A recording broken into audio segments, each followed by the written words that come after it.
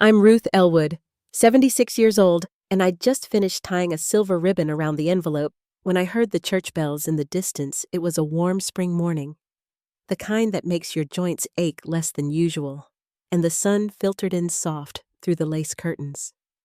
I had picked out the lavender dress weeks ago. Simple, tasteful, not too fussy. I glanced at myself in the mirror one last time and thought I looked respectable, not striking, but presentable. The cab would be here in 20 minutes, and I still hadn't decided whether to bring the shawl when I stepped out the door. I had no idea I'd return home with everything changed. Not just my name on the invitation before I go any further. Let me know where you're listening from in the comments, and hit that like and subscribe button if you've ever helped someone only to be pushed aside. Like you, didn't matter. I was born and raised in Jackson, Mississippi, in a little one-story house with shutters. My mother painted robin's egg blue every spring. My father worked at the post office, and my mother was a seamstress. We didn't have much, but we had manners, and we looked out for our neighbors. I married Harold Elwood when I was 22, and we moved into a modest home in Knoxville, Tennessee. He was an electrician who never missed a day's work unless someone in the family was sick enough to see the doctor. We had one child, our son Gavin, and we poured every ounce of energy into giving him a better life than we had. I worked nights as a nurse, weekends too. When Gavin was little, Harold would take him fishing behind the reservoir on Sundays. He was a quiet man, but dependable, and he used to say that love wasn't something you shouted about. It was in the oil change he did before winter. It was in the roof patching after a storm when Harold passed. Gavin was 37, with a wife and a good job in insurance. I figured grief might bring us closer, but the opposite happened at Harold's funeral. My son stood still like a stranger, tall like his daddy, but with eyes that wouldn't meet mine after the service. I asked if he was all right. He said, "Mom, I'm 40. I'm not a kid. You can't cling to the past." That was the first moment I felt something give inside. It wasn't anger, more like the thread between us had begun to fray. I didn't argue back. I just cleared the plates after the guests left and folded the chairs. Gavin divorced 2 years later. His wife Laura was the kind of woman who always brought pie to Sunday dinner. A little soft, a little slow to speak, but she loved him for real. After the divorce, I saw Gavin less and less. The visits grew short, the calls shorter. He mostly rang when he needed something, roof repairs, or a loan for a business trip. Said he'd pay it back, but never did. I didn't mind. At the time, mothers do what they can, and I always figured I'd rather help now than leave it all to a lawyer when I'm gone. My grandson Keith was the only one who ever showed up without needing anything. He helped me weed the flower beds in the backyard and showed me how to use that little flat phone. He said, "Grandma, you've got to stay connected, or the world'll leave you behind." Thanks to Keith, I started a gardening blog. Nothing fancy, just notes about roses and soil types and photos of my lilacs blooming in spring. It was the one corner of my life that felt mine. Then one evening, Keith came by holding a grocery bag and a piece of news. He said, "Grandma Dad's getting married again."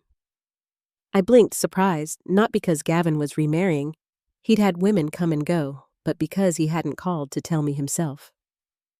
Jenny was her name, a dental hygienist with a teenage daughter from her first marriage. Keith said she acted sweet when Gavin was around, but different when he left the room. Said she had a way of turning cold when she thought no one noticed. I didn't say anything bad. I just nodded and said, "If she makes him happy, that's what matters." Then Keith said something that stayed with me. He said, "They want a big wedding, Grandma. Real big. Dad said he might ask you to help with the money." I remember standing at the sink rinsing a chipped plate from the 50s and thinking, so that's why I hadn't heard from Gavin, not for joy, not for sharing news, just another ask, wrapped in ribbon. I told Keith I'd help. Of course I would. I thought maybe the wedding would change things. Maybe Jenny would bring Gavin back around. Maybe being part of something would make me feel like family again.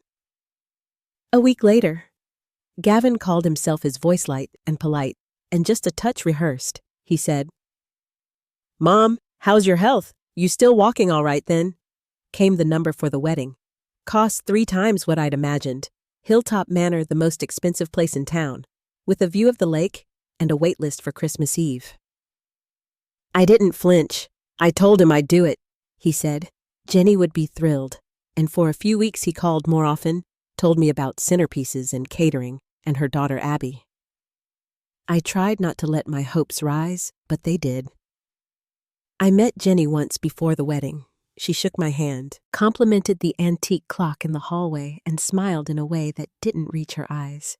She said, I should just relax and enjoy the big day, that the wedding planner had it all under control. I told her I'd be glad to help with seating or guest favors, but she said, "Oh, no.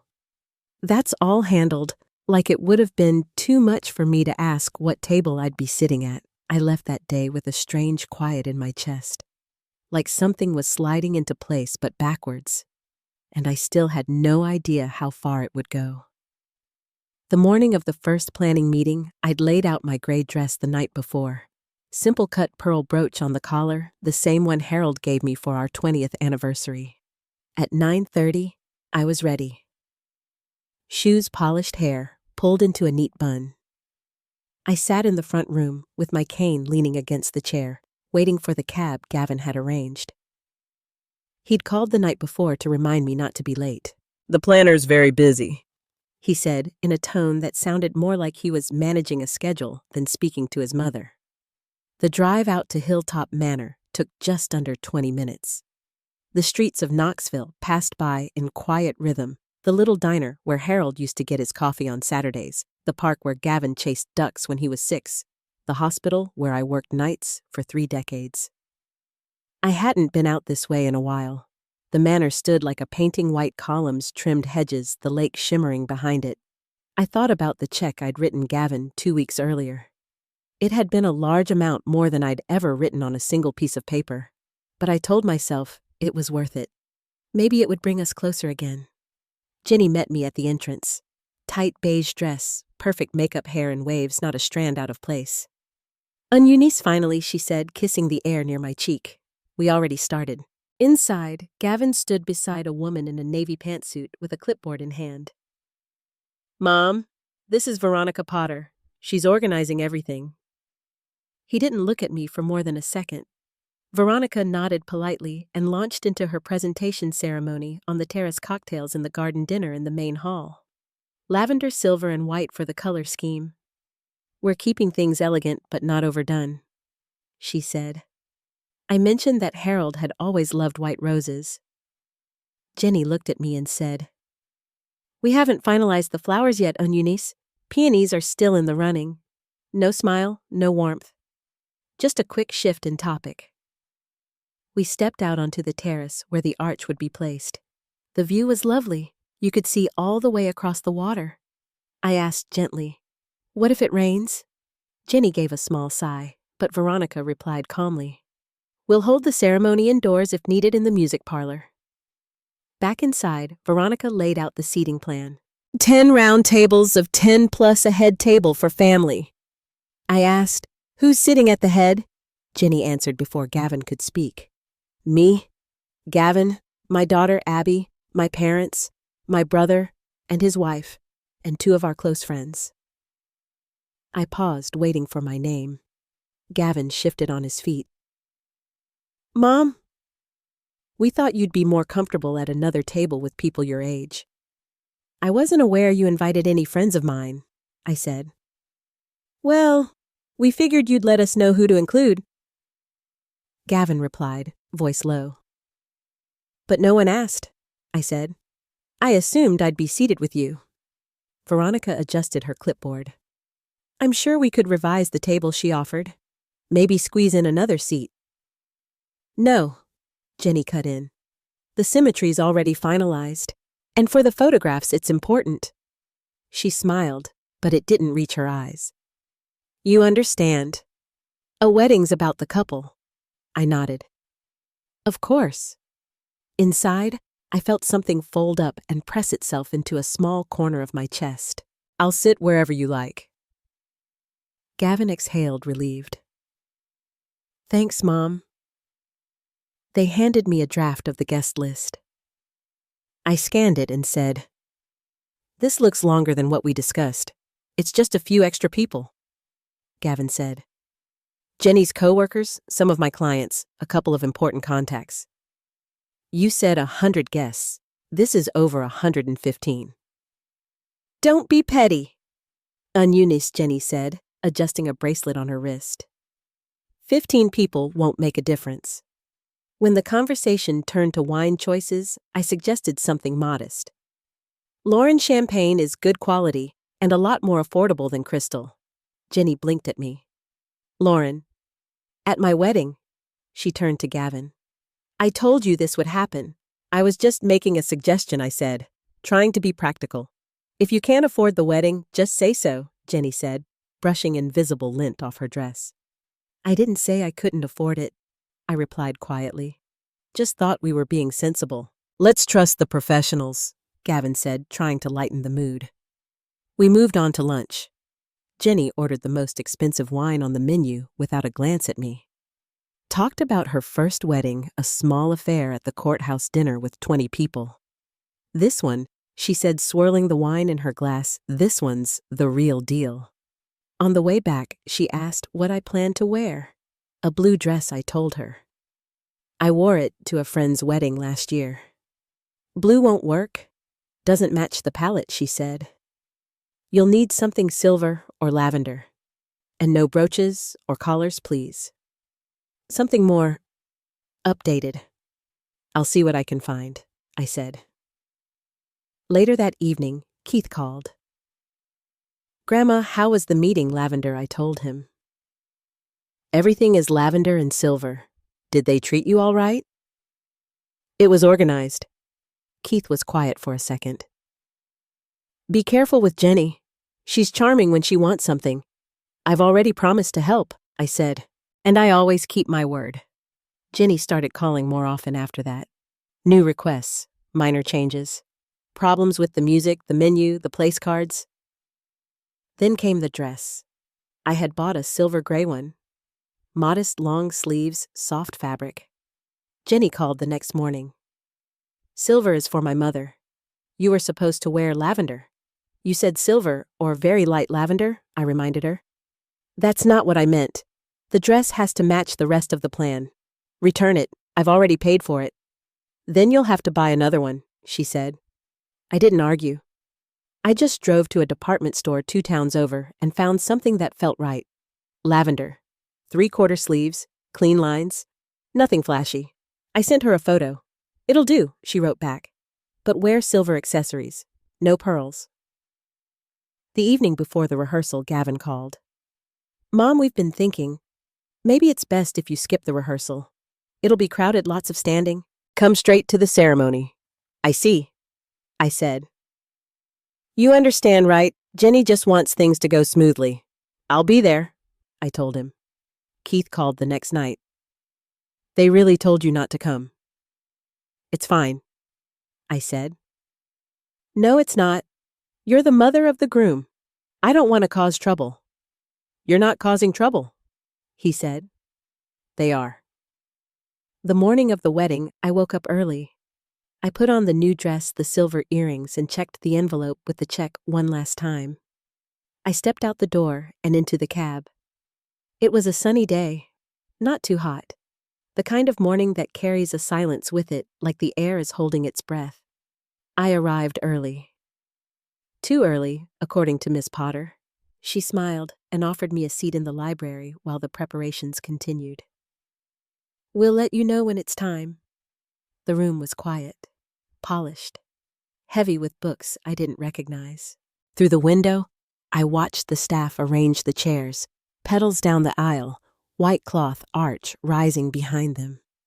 I sat with my hands in my lap, wondering what seat they'd picked for me, and whether when the moment came, I'd even feel like I belonged there at all. The library was quiet except for the ticking of the clock above the fireplace. A young server brought in a tray with tea and a few cookies. She smiled as she set it down and said, They've almost finished with the ceremony arch outside. just waiting on the florist to approve the flower placement. I thanked her, and she lingered a moment. There's a little tension, though. Miss Malcolm asked for the frosting on the cake to be redone. It wasn't the exact shade she wanted. I gave a small nod, and she slipped back out into the hallway. After a few minutes, I stood up and walked slowly toward the terrace. Through the tall windows, I could see the chairs arranged in perfect rows, the arch gleaming white against the lake. Everything looked beautiful, picture perfect. But there wasn't a trace of me in any of it. I turned and made my way down the corridor to the reception hall. Inside, the tables had been set. White linens, silver place settings, tall vases with lavender flowers. At each plate, a name card in elegant script. I found my name at the very back of the room near the double doors that led to the kitchen. The table had a clear view of the exit. I looked around at the names beside mine. I didn't recognize a single one. Just as I was about to step back, one of Veronica Potter's assistants approached and said it was time to take my seat for the ceremony. Guests had begun to arrive. I returned to the terrace and was shown to a seat in the front row, one small kindness in an otherwise distant day. The rows filled quickly. Most of the guests were younger, dressed in designer suits and pastel gowns with polished shoes and sparkling accessories. I recognized a few faces from Gavin's office holiday parties years ago, but most were strangers. The music shifted, and Gavin walked down the aisle. He looked handsome in his tailored suit, the kind you see in magazines, his posture stiff but practiced. When his eyes passed over the crowd, they landed on mine for a brief second. I gave him a small wave. He nodded, then turned away. The music changed again, and everyone stood. Jenny stepped out into the sunlight in a long ivory gown that shimmered with every step. Her expression was radiant, but something about it reminded me of a pageant smile, perfect, polished, and trained. The ceremony was brief and elegant. The vows were well rehearsed. The kiss was delicate, timed perfectly with the music. There wasn't a moment out of place. When it was over, guests clapped, and the couple walked hand in hand toward the garden. I followed behind the crowd and stood near the edge of the lawn as waiters passed around glasses of champagne. A few people came by to introduce themselves, mostly co-workers or extended friends. They spoke politely, complimented the venue, then moved on. I smiled and nodded, unsure where I fit into any of it. I didn't see Gavin again until Keith spotted me and came over. He looked sharp in his dark suit and a tie I'd never seen before. "Grandma," he said, giving me a hug. "I've been looking all over for you. That dress looks great on you." I smiled. "Jenny approved it," I said. He chuckled. "Of course she did." He asked if I'd been introduced to Jenny's side of the family. "They're all sitting over there by the fountain," he said, gesturing to a group that looked like they'd stepped out of a fashion catalog. I shook my head. "No introductions yet," I said. Keith frowned. "She could have at least walked you over once." I touched his hand lightly. "Let's not stir the water, honey. It's their day." He nodded slowly, but he didn't look satisfied. The photo session began soon after. The photographer called out names, arranged group shots, moved people here and there like chess pieces. I stood off to the side watching Gavin pose with Jenny's parents, with her daughter Abby, with her brother and cousins. I waited, thinking there might be a moment where someone would wave me over. No one did. As the sun began to dip low, the dinner bells sounded, and guests made their way into the hall. I returned to my table in the far corner. A few other guests joined me, older women, polite but distant. One said she was Jenny's aunt on her mother's side. Another man worked with Jenny's father. We exchanged brief greetings and turned our attention to the meal. The food was exquisite. 3 courses plated carefully. Crystal glasses, perfectly folded napkins. I barely touched mine. My eyes kept drifting to the head table, Gavin seated between Jenny and her father, deep in conversation. Every now and then, laughter would rise from that table joined by clinking glasses. I watched, waiting for his eyes to meet mine again. They never did. The toasts followed dessert. Jenny's father stood first glass raised high and gave a long speech about his daughter, her resilience, her beauty, her ambition. He welcomed Gavin to the family like a prized guest. Then the best man told stories about Gavin's college days, his first years at the firm. There was a mention of Jenny's daughter, even the dog from her childhood, but not a word about me. When the final toast ended, I excused myself and stepped outside. The terrace was cooler now and quiet. I walked toward the arch still draped in soft flowers, now bathed in the light of hidden lanterns. I stood beneath it, hands clasped, trying to gather myself before the next round of celebration. I didn't hear Jenny approach. Her voice came sharp behind me. "There you are. I've been looking everywhere." I turned. Her makeup still looked flawless under the lights, but her eyes were tight, her lips pressed into a line. "Is something wrong?" I asked. She took a step closer. "What's wrong?" "You ruined my wedding. That's what's wrong." I blinked. I was just getting some air. "You came 2 hours early. You questioned every decision. And now you've snuck out here to draw attention to yourself when everyone's looking for us to cut the cake." "I didn't know," I said. "No one told me." "Oh, don't act innocent," she snapped. "Gavin warned me about this, how you always made everything about you. I only wanted to help." "Help?" She gave a short laugh. "You wanted to control things like you always have." "Well, not anymore." By now, a few guests had turned to watch. I looked toward the hall, hoping someone would step in. No one did. Jenny's voice rose. "Don't touch me. You've done enough. I don't want you near the cake. I don't want you in the pictures. I don't want you here at all." Gavin came into view, then hurrying toward us. "What's going on?" Jenny turned to him. "Your mother's causing a scene. Again." I turned to Gavin. I didn't know they were ready for the cake. I just stepped out. "She's lying," Jenny said. Classic passive-aggressive. Gavin looked at me, then at Jenny, then back again. "Mom, can we not do this right now?" I searched his face. "Is that really what you think?" He didn't answer right away. "You've seen the ceremony. Jenny's upset. Maybe it's better if you go." My chest tightened. I stood very still. Then I smoothed the front of my dress and said, "Congratulations to both of you."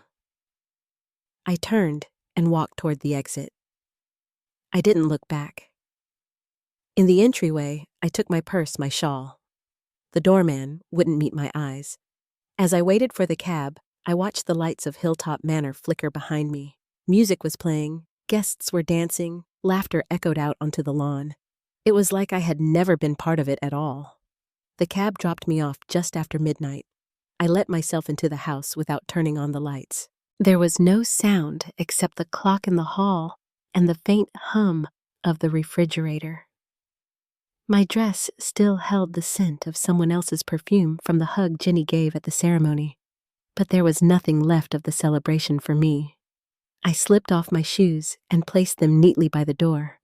On the kitchen table, my cell phone blinked with missed calls and messages, but I didn't check them.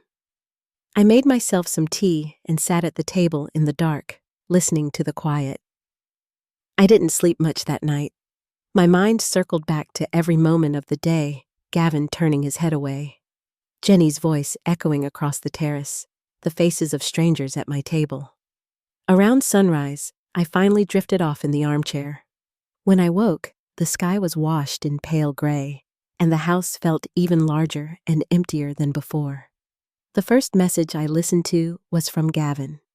"Mom, we need to talk. There's a problem with the bills at Hilltop Manor. Please call me back." The next was firmer, and the one after that was impatient.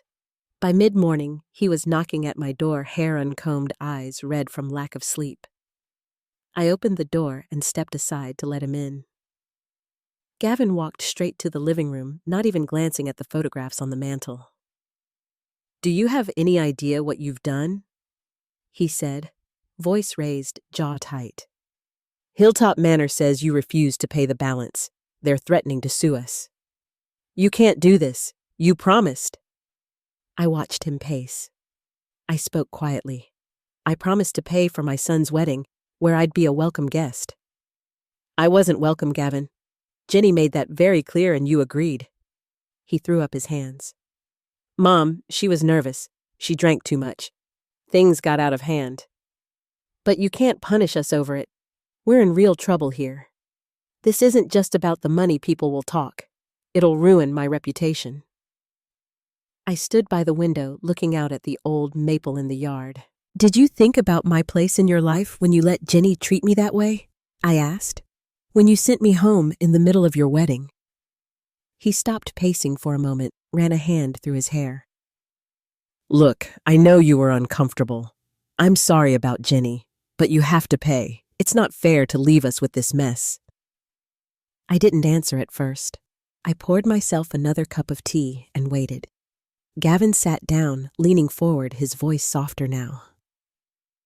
"Mom, please, think of Keith. This will drag him into the middle.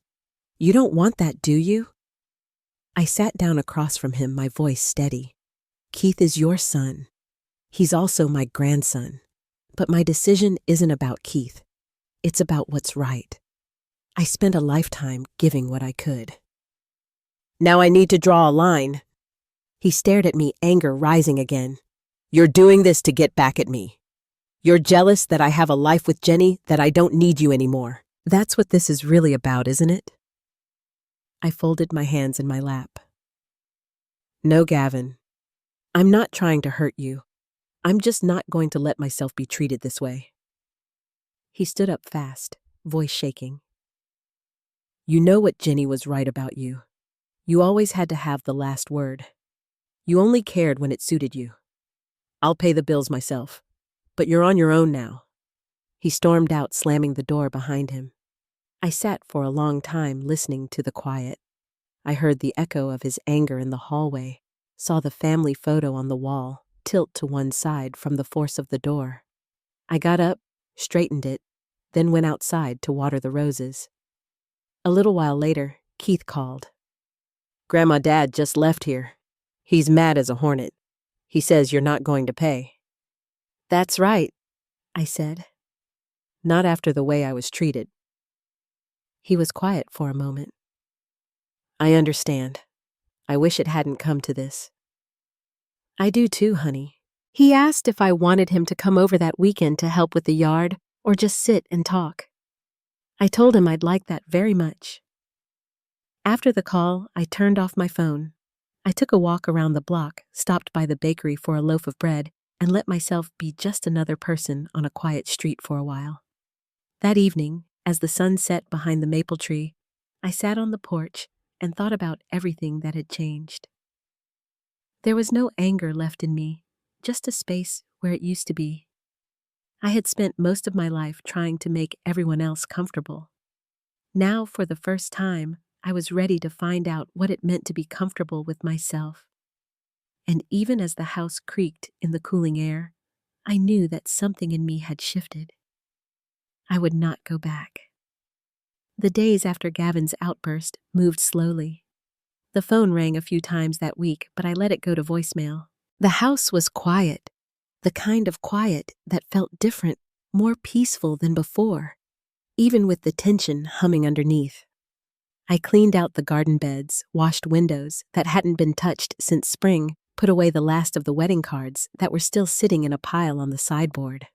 For the first time in a long while, I didn't feel pulled in every direction. I ate my breakfast on the porch, watched the squirrels dart across the fence, and allowed myself to do nothing but listen to the sound of the wind in the maple tree. That weekend, Keith came by with a brown bag of groceries and his usual shy smile. He didn't bring up the wedding, not at first. We walked the yard together, talking about his classes and the volunteer work he'd picked up at the science center. When we finally sat down for coffee, he looked at me and said, Dad's still upset. He says the bills are going to ruin him. I nodded. I know, honey. But I can't pay for something that came at the cost it did. He didn't argue. I get it. I'm just worried they'll try to drag me into the middle. I reached for his hand. You have your own life, Keith. That's yours to keep. I don't want you carrying this for anyone but yourself. A few days later, there was a knock at my door. I looked through the window and saw a woman standing there dressed in a business suit, her arms wrapped around a folder. When I opened the door, she introduced herself as Elizabeth Norris from Hilltop Manor. Mrs. Myers, she said, there's a payment issue regarding your son's wedding. May I come in? I led her to the kitchen, offered her a seat, and poured her a cup of coffee. She opened the folder and slid a copy of the bill across the table. We understood you would cover the remainder, she said. That was the arrangement. I shook my head. There was never a contract, Ms. Norris. I agreed to help, yes, but circumstances changed. She tried to press talking about reputations and community, but I was calm. You'll need to discuss the balance with my son and his wife. I won't be responsible for something I was excluded from. When she left, I closed the front door gently. There was a calmness I hadn't felt before, a certainty that I'd made the right choice. I spent the afternoon on the phone with my lawyer, Mr. Parker, the same man who'd handled Harold's will years ago. He was direct, practical. You have nothing to worry about, Mrs. Myers. Without a contract, they can't force your hand. I thanked him and made a note to update my own will. Keith would need to be protected no matter what happened with the rest of the family. That evening, just as dusk settled over the neighborhood, the doorbell rang again. This time, it was Jenny. No makeup. Dark circles under her eyes, hair pulled back carelessly. She clutched her purse with both hands, shifting her weight from foot to foot. I need to talk, she said. I let her in, led her to the living room, but I didn't offer coffee. She spoke quickly, her voice wavering between apology and accusation. I'm sorry for how things happened at the wedding. I shouldn't have said what I did. But we're in a mess, and you can help fix it. She paused, waiting for me to say something. I didn't. Gavin and I can't pay. They'll sue. It'll ruin us. I listened, hands folded in my lap. You and Gavin chose how to treat me, I said softly. You made it clear I wasn't family. Her expression changed, her voice sharper now. So, that's it. You're just going to let everything fall apart.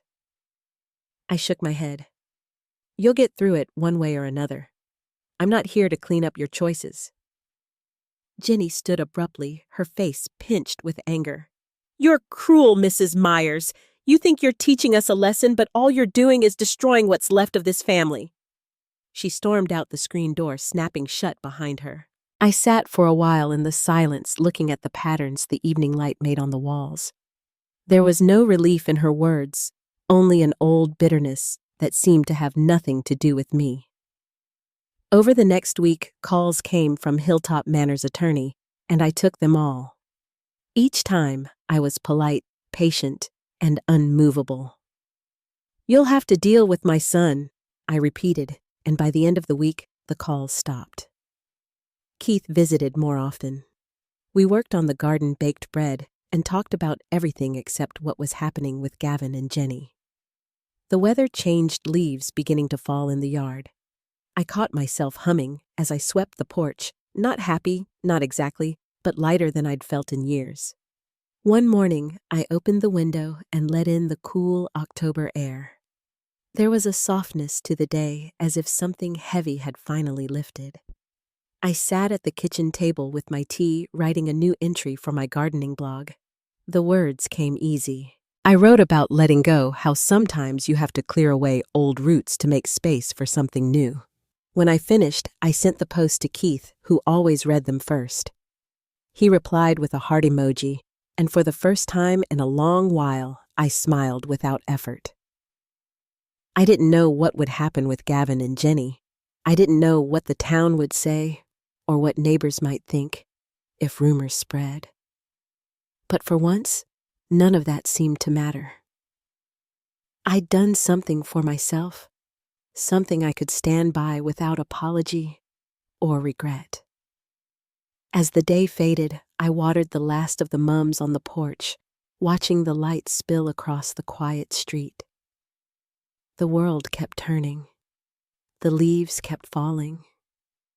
I was still here.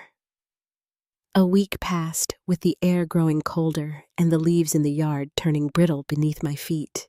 Most days followed the same pattern: a slow morning hot tea, a short walk through the neighborhood, and an afternoon spent with my books, or at the window, watching the world move on. Gavin and Jenny didn't call, and for a while, I heard nothing from Hilltop Manor or their lawyers. It was almost easy to believe the whole mess had faded into the background. Then, on a Wednesday afternoon, the doorbell rang. I saw a man in a gray suit through the window, Hilltop Manor's attorney clipboard in hand. I opened the door and invited him in, led him to the same kitchen table where I'd faced down Elizabeth Norris. He was polite but firm. He explained in detail how Hilltop Manor was prepared to pursue payment in small claims court if the bill wasn't settled by the end of the week. He listed numbers, read clauses, mentioned public records and reputations. I listened to it all and replied in the same even voice I'd practiced a dozen times. There was no written contract. I made a down payment, yes, but I wasn't a party to the arrangements for the rest. If there's a problem, you'll need to speak with my son. The attorney made a few notes, thanked me for my time, and left his shoes, leaving faint marks on the clean linoleum. After he'd gone, I picked up the phone and called Mr. Parker. He reassured me once again. Without a contract, there's nothing they can do. Don't let them worry you, Martha. That night, I sat down at the dining table and started to make notes for my will. I thought about Keith, about the quiet dignity I wanted him to inherit, not just a sum of money. It was a strange feeling, both solemn and freeing. The next morning, Jenny showed up unannounced. This time, she looked different, tired, her voice raw from too many nights spent arguing.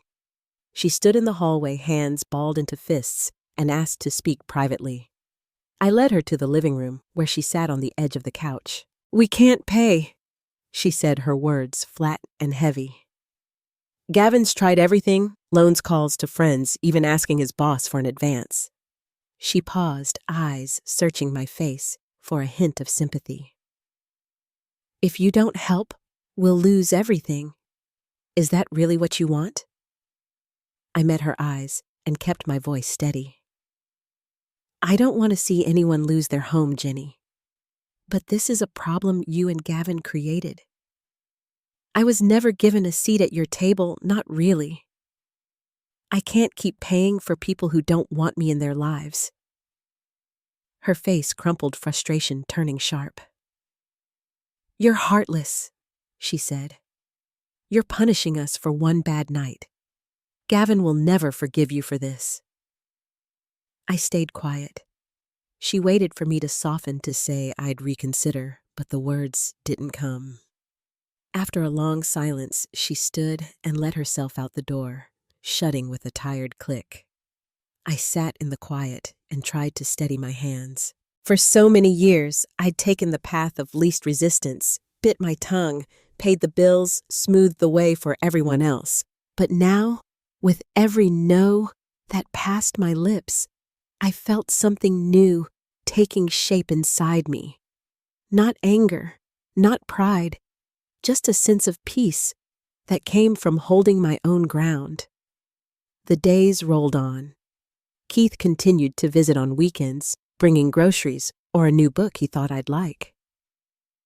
We talked about his life, his dreams, the things he wanted to build for himself.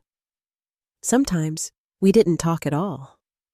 Just sat side by side on the porch, watching the wind move the last of the leaves down the street. A letter from Hilltop Manor arrived in the mail, a formal threat to take the matter to court. I brought it to Mr. Parker, who glanced at it and smiled. "This isn't the first time I've seen something like this," he said. "Let them try." I walked home from his office with a feeling of lightness. My shoulders squared my steps, more certain than they'd been in years. Later that month, as the days grew shorter and the first frost touched the grass, I started to make new plans. I called a realtor about selling the old house. It was a big step, but the right one. The place was too large, too full of memories that didn't feel like comfort anymore. I found a small apartment in the heart of town, third-floor elevator, access, a view of the park. The paperwork was simple.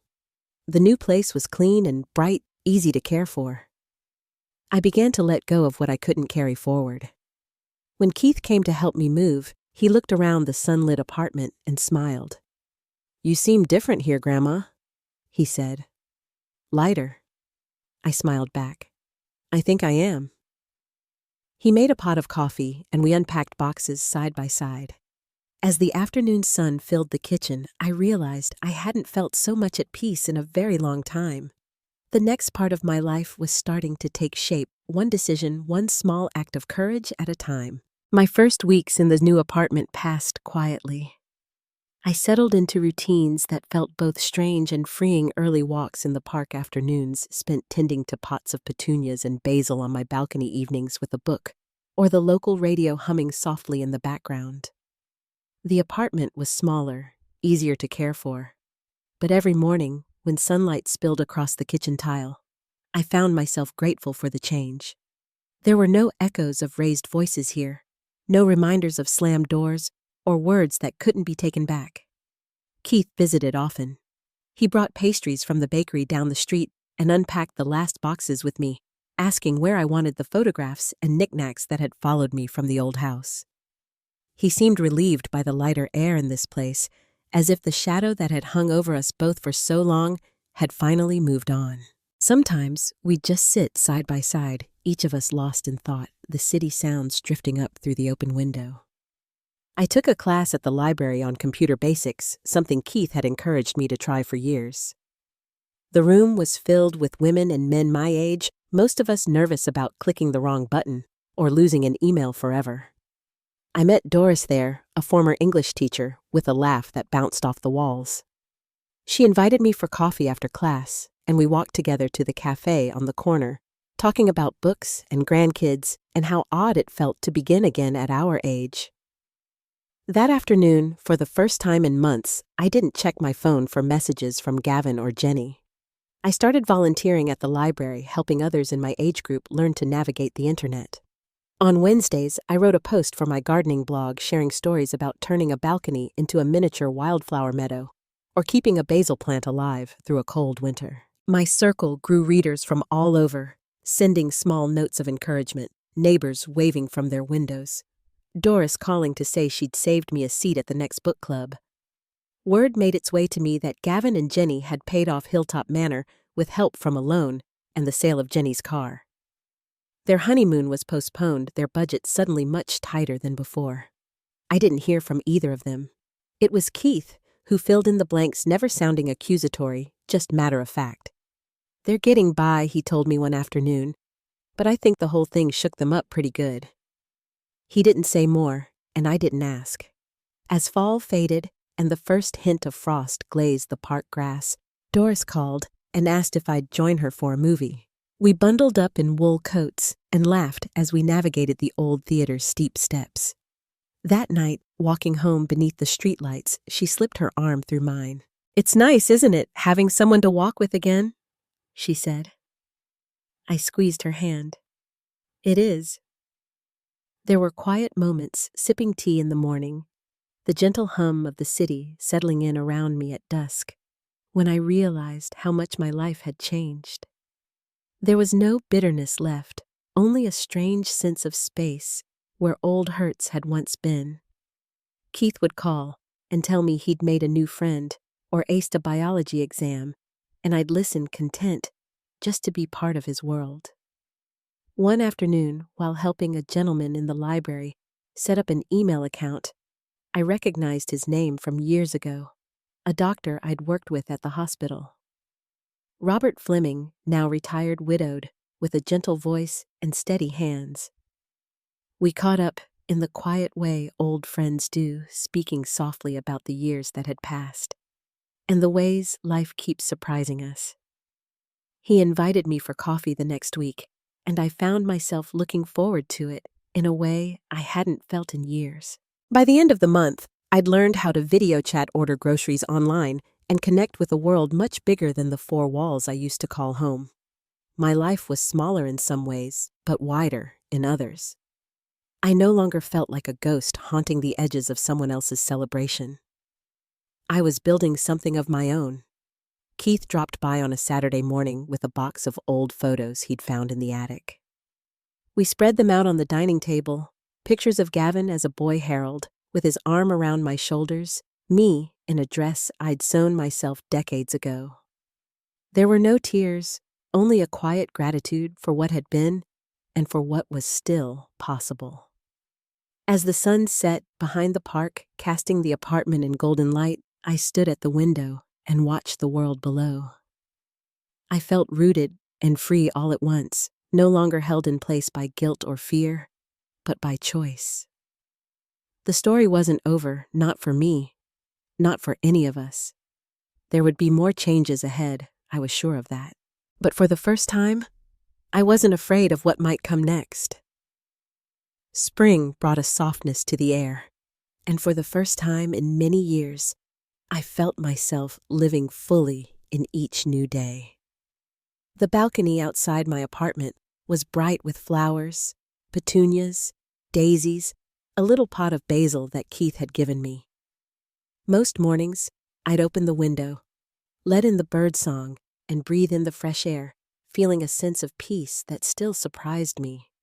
My life had grown simpler, but it was richer in ways I hadn't expected. I spent afternoons volunteering at the library, helping others in my age group learn how to email or order groceries online, and sometimes I'd meet Doris for coffee or walk in the park with Robert. I hadn't spoken to Gavin or Jenny since that last stormy conversation, and though a quiet ache lingered for what was lost, it didn't weigh me down the way it once had. Keith's visits were a constant, bringing laughter and stories, and his presence in my life was a blessing I never took for granted. One afternoon, Robert invited me out of town to visit his sister's house by the sea. The drive was slow and gentle, the world rolling past in shades of green and blue. The house itself was small, perched on a bluff where the waves met the rocks below. We sat together on the porch, drinking coffee, watching the sunlight dance across the water. In that moment, with the breeze lifting my hair and the salt air filling my lungs, I realized how much I'd let go a lifetime of burdens, expectations, and quiet disappointments. I was living for myself now, making choices not out of obligation, but out of hope and curiosity for what each new season might bring. On our way back that evening, Robert took my hand as we walked along the beach. "You seem lighter here," he said, and I smiled because it was true. I wasn't waiting for someone else to make space for me at their table or to tell me I was enough. I had found a place of my own, built with small acts of courage and with the support of those who truly cared. Later that week, Keith stopped by for dinner. We set the table together, his hands moving with the same careful attention I remembered from his childhood. Over a simple meal, he asked if I missed the old house or the way things used to be. I thought for a moment, then told him I missed some of the memories, but not the way I was always waiting for kindness or recognition. Here, I know who I am, and I know what I'm worth. He nodded, understanding, in that quiet way he had, and told me how proud he was. Looking back, I realized that sometimes letting go is the hardest thing you can do, but it's also the most freeing. Life doesn't always hand out the justice or gratitude we expect from others, but it does offer us the chance to stand up for ourselves, even if it means starting over. I found my dignity not by holding on to old wounds, but by opening myself to new friendships, new challenges, and the possibility of happiness in unexpected places. If you've made it this far, Thank you for sharing this journey with me. I hope my story reminds you, no matter your age, it's never too late to reclaim your peace, to choose dignity over approval, and to fill your days with people and moments that truly matter. If you have a story of your own or a lesson you've learned along the way, I'd love to hear it. And if you found something here that spoke to you, don't forget to share or subscribe so we can keep each other company, one story at a time.